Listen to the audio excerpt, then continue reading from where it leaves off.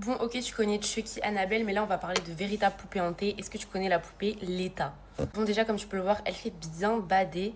Un jour, un homme perd son fils est mort noyé, il enterre son fils et la douleur fait qu'il n'arrive pas à faire son deuil. Il déterre le corps de son fils, il essaye de le faire ressusciter dans une poupée de cire.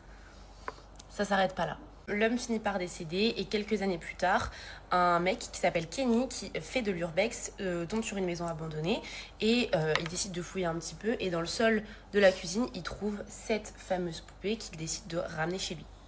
Alors il va falloir m'expliquer le concept de ramener des choses comme ça chez soi, mais bon, bref.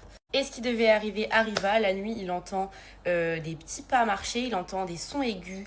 Bref, il y a plein de phénomènes paranormaux qui se passent chez lui. Et évidemment, ça lui fait peur. Il commence à raconter un peu son histoire et l'histoire de cette poupée autour de lui. Et un jour, il est invité à une émission télé pour présenter cette poupée qu'on appelle la poupée Leta. Donc bref, petite parenthèse, on appelle la poupée Leta parce qu'un soir, il a entendu la poupée dire Let me out, let me out. Et apparemment, le son que ça faisait, c'était Leta. Donc bref, on l'a appelé la poupée Leta. Ils sont sur ce plateau télé et là, littéralement, la poupée fait sauter absolument tout.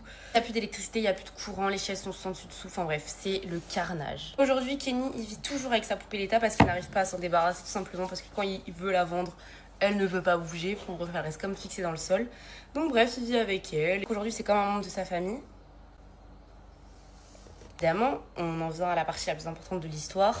Cette poupée est tentée, du coup, parce qu'il y a le corps du petit garçon là qui avait perdu la vie dans la poupée. Kenny raconte qu'un jour, il a voulu couper la tête de cette poupée et il y a découvert un véritable cerveau humain. Bon, ça, je sais pas si c'est vrai. C'est censé se décomposer le corps à un moment donné, mais bon, bref. Enfin voilà, dites-moi si vous connaissez cette petite